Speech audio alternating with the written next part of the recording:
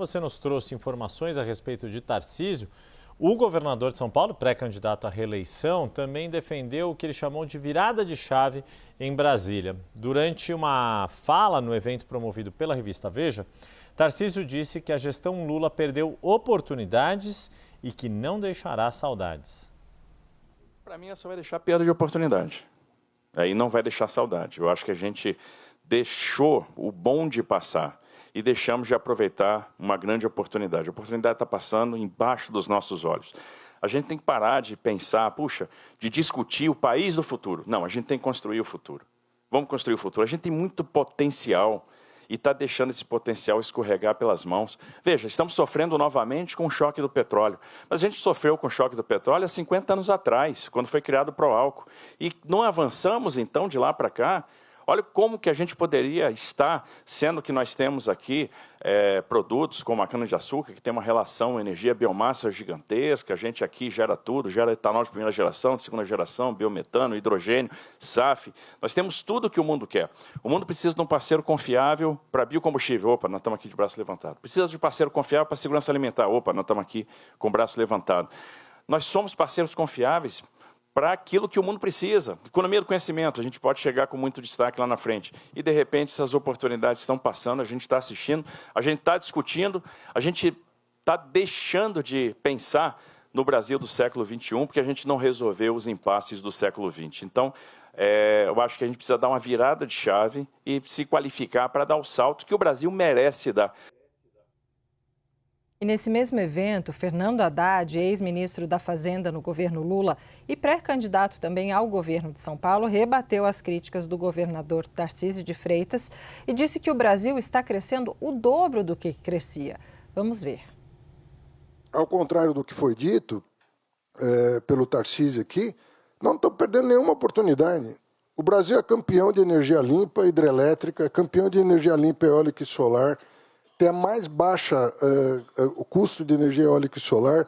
O país é campeão em biocombustível, tem um motor híbrido flex que é único no mundo. Né? Estamos trazendo mais de 100 bilhões de investimento da indústria automobilística para o Brasil, para carros de última geração, pelo Mover, que é a mobilidade verde. Tem um programa de transformação ecológica reconhecido no mundo inteiro. Eu, pessoalmente, representando o governo, fui considerado pela revista Time uma das 100 pessoas mais influentes do mundo em transição ecológica. Infelizmente, a oposição derrotou o Redata, que era importantíssimo para trazer data center para o Brasil. Estamos com um projeto de supercomputador com a França, estamos atraindo investimento em alta tecnologia para o Brasil.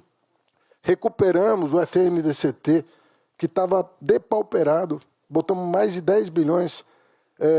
Uma parte desses recursos foi para a inteligência artificial. O Brasil não olhava para a inteligência artificial. Terras raras, que tem gente que acha que é importante entregar para o Trump para fazer as pazes com ele, para nós é um eixo de desenvolvimento. Enfim, nós não estamos perdendo nenhuma oportunidade. Por isso que o Brasil está crescendo o dobro do que crescia. Ainda falando sobre Fernando Haddad, Débora, o pré-candidato ao governo de São Paulo pelo PT quer antecipar o programa de segurança para o Estado. E o Pedro Venceslau volta para a tela, porque esse tema deve ter atenção especial nas propostas de Haddad. O que você nos conta, Pedro? A ideia, inclusive, é que seja um capítulo à parte do programa de governo e antecipado, porque geralmente o programa de governo é lançado lá entre julho e agosto, quando a campanha começa para valer. Mas, nesse caso, eles querem antecipar o debate de segurança pública porque já prevêem que esse vai ser o assunto, ou pelo menos um dos assuntos prediletos do Tarcísio de Freitas aqui em São Paulo. Porque é um tema historicamente complicado para o Partido dos Trabalhadores. O governo federal não tem a função do policiamento, mas acaba pagando essa fatura política muitas vezes. E o governo do PT também, até agora, no caso do governo federal, ainda busca um cartão de visitas nessa área, ainda não conseguiu aprovar a PEC da Segurança Pública. Mas aqui em São Paulo, o Haddad, ex-ministro da Fazenda, sabe que naquele eleitorado que ele pretende se conectar, naquele eleitorado mais antipetista, mais resistente ao presidente Lula, mais conservador do interior do Estado, sobretudo, o tema da segurança pública é especialmente sensível.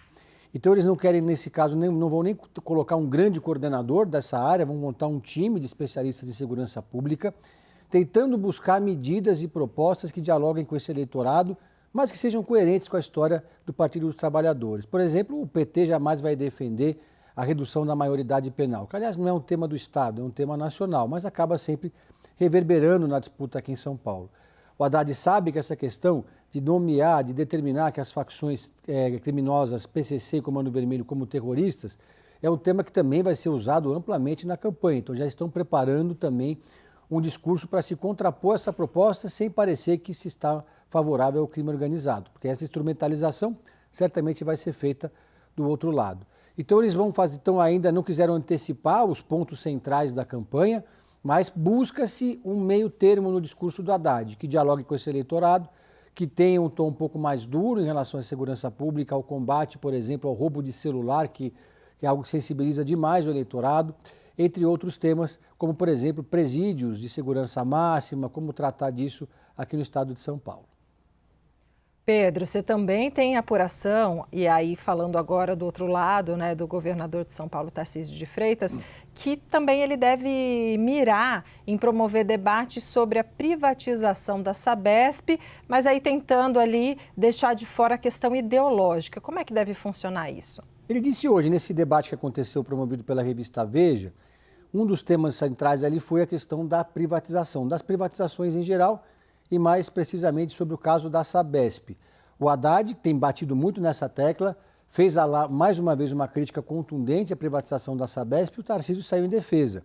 Não só da privatização da Sabesp, mas do conceito das privatizações como um todo. O Tarcísio sempre foi um defensor das parcerias público-privadas e das privatizações. Então ele fez essa fala de que é preciso discutir esse tema sem ideologia, defendendo as privatizações, inclusive de escolas, como é o caso que acontece aqui em São Paulo. Ele até citou que o setor de comunicações, aeroportos, rodoviário, ou seja, tudo pode passar por esse processo de privatização aqui em São Paulo.